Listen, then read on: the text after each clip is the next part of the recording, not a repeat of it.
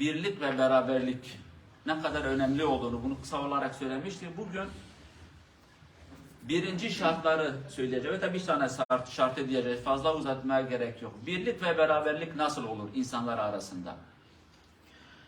Biz maalesef Kur'an'a sahip olduğumuz bir ümmet, Hazreti Muhammed'i takip etmeye çalışan bir ümmet. Buna rağmen bir ve beraber değiliz. Parça parça bölündük. Geçen hafta dedik ki birleşmenin önemli noktalarından birisi ortak noktayı bulup ileriye doğru adım atmak. Yani arkadaşınla, dostunla beraber ileriye doğru bir hedef seçeceksin ve ortak noktamız nedir? O noktayla biz beraber ileri gideceğiz. Fakat başka bir şey daha vardır. O ortak noktayı niye bulamıyoruz? O ortak noktayı niye bulamıyoruz? Biz insanlar arasında, ya kardeşimiz, komşumuz, dostumuz, biz insanlar arasındaki olan diyaloğu, Türkçesi empati diyorlar. Hatta Norveççe, Latince bir kelimedir. Biz o bağlantıyı kaybetmişiz. Kendimizi karşıdaki insanın yerine koyup da onun sıkıntılarını hissedemiyoruz.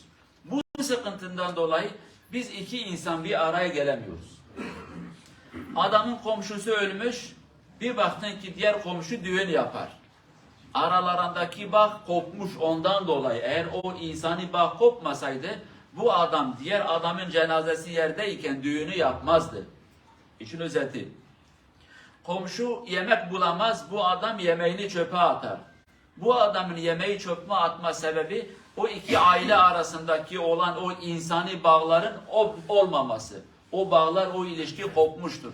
Kendini onun yerine koymaz. Başka bir yerde bir adamın sıkıntısı vardır, bu adam keyfine bakar. Niye? Diyor ki işte umurumda değildir. Biz bunu kaybettiğimiz için bir araya gelemiyoruz. Yani bunu kabul etmemiz lazım. Bazen bir bakıyorsun ki ya bir şehrin bir bölümünde bir yangın çıkmış, bir musibet vardır. Orada bir tehlike, deprem meselesi gibi yani. Bir bakıyorsun ki o şehrin diğer mahallesinde düğün vardır, seyran vardır. Herkes pikniğe gitmiş. Bu kadar insanlar birbirlerinden kopmuşlar. Sebep aramızdaki olan o bağ, kendimizi karşıdaki adamın yerine koymadığımız için birbirlerimize yaklaşmıyoruz. Birbirlerimize yaklaşmadıktan sonra ortak noktayı da bulamayız. Ama yaklaştığımız zaman, kendimizi onun yerine koyduğumuz zaman ortak noktayı bulacağız. Zengin fakirin halinden anlamaz. Niye? Çünkü kendini onun yerine koymaz. Fakir zenginin halinden anlamaz. O da kendini onun yerine koymaz. Belki insan der ki nasıl olur? İnsan biraz Türkçesi ve de Kürtçesi nefsu kıyas deriz. Yani kendini onun yerine koymaya çalış. Sakin ol. Aklınla düşün. Duygularınla değil. Belki o zaman bir şey anlarsın. Mesela Kur'an-ı Kerim'de Peygamber Efendimiz'i öven bir sure vardır. Duha suresidir. Onun son ayetlerinde Cenab-ı Allah Peygamber Efendimiz'e bazı şeyleri hatırlatır. O noktaları ve o sınıftaki insanları unutmamak için. Bak sen diyor yetimdin. Sana bakacak insanları gönderdim. Bu bir. Sen fakirdin. Sana mal ve mülkü nasip ettik. Sen doğru yolu bulmamıştın. Yani peygamber olmamıştın. Sana doğru yolu nasip ettik. Bak şu üç noktaya dikkat edin. Yani sen yetimdin. Yarın öbür gün yetimleri unutma. Hatırlatmadır. Sen fakirdin. Bugün paran olmuş. Fakirleri unutma. Hatırlatma. Cenab-ı Allah nasıl hatırlatır? Sen doğru yolu bulmamıştın. Sana nasip ettik. Bugün yanlış yolda olan insanları sakın hor görme. Bir gün sen de onlar gibiydin. Sen de onlar gibi bir insandın. Başka bir ayet-i kerimede peygamber zamanında yaşayan bir olay var. İki tane insan, araları da o kadar güzel değil. Onlardan birisi biraz erken Müslüman olmuş, diğeri daha olmamış. Sonra da Müslüman olan adam, ilk adam haberi yok bu adam Müslüman olmuş. Bir gün birinci adamın oturduğu bir toplumuna gelmiş ve onlara bir selam vermiş. İlk Müslüman olan adama diyor ki, bu adam diyor ki selam verme, sen Müslüman değilsin, sen kafirsin. Yani İslam'dan önce araları hoş olmayan bir adama diyor ki sen Müslüman değilsin, sen kafirsin. Yani ey Müslümanlar bu adama Müslüman muamelesi yapmayın. Bu adam dinsiz, bu adam kafir, bu adam daha Müslüman olmamış. Bu lafı söyleyen adam da yeni Müslüman olmuş. Hemen ayet-i kerime Allah diyor ki size selam veren adama kafirsin deme. Sakın bunu söyleme. Çünkü sen de bir gün kafirdin. Allah sana imanı nasip etti. Yani bir gün ben de onlar gibiydim. Bugün Allah bana bunu nasip etmişse belki yarın Allah ona bunu da nasip eder ve benden alır. Dolayısıyla bu bağa dikkat etmek lazım, bu ilişkiye.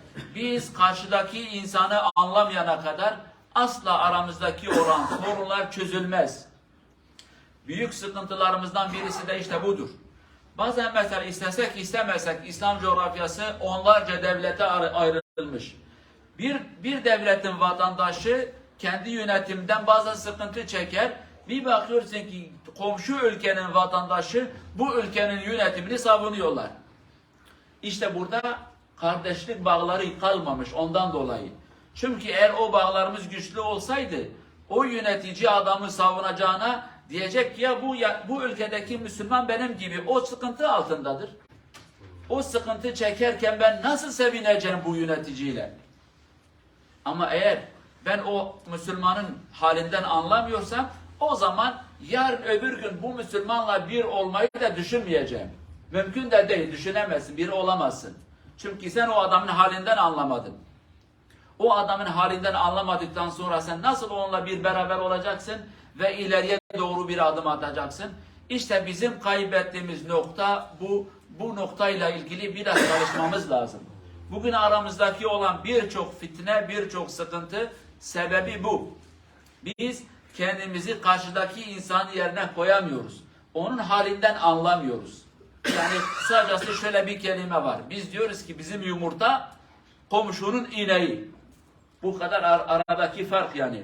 Biz kendi yumurtamızı komşumuzun ineğiyle değiştirmiyoruz yani. Bu o kadar enaniyet sahibi olmuşuz, o kadar bencil olmuşuz. O kadar kendimizi düşünüyoruz.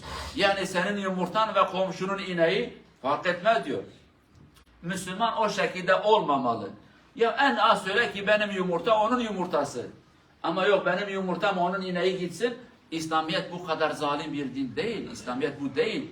İslamiyet diyor ki aman aman küçük menfaatların için büyük insanları, büyük hedefleri kurban etme. Ama maalesef bu sıkıntı bizde olduğu için biz bir yere varamayız. İnşallah biz yavaş yavaş birbirlerimizden anlamaya çalışıp biz birbirlerimizden anladığımız zaman bu sorunlar çözülecek. Birbirlerimize yaklaşacağız, birbirlerimizden anlayacağız. Anladığımız zaman da o zaman bir olacağız, beraber olacağız ve ileriye doğru güzel adımları atmaya çalışacağız. Ama aksi takdirde bu şekilde devam edecektir. Devam ettikçe de biz yerin dibine batacağız. Allah Azze ve Celle birbirlerimizi anlamayı bize nasip etsin ve ondan sonra birlik ve beraberliği de bize nasip etsin. Vesselamu Aleyküm ve Rahmetullahi ve Berekatuhu.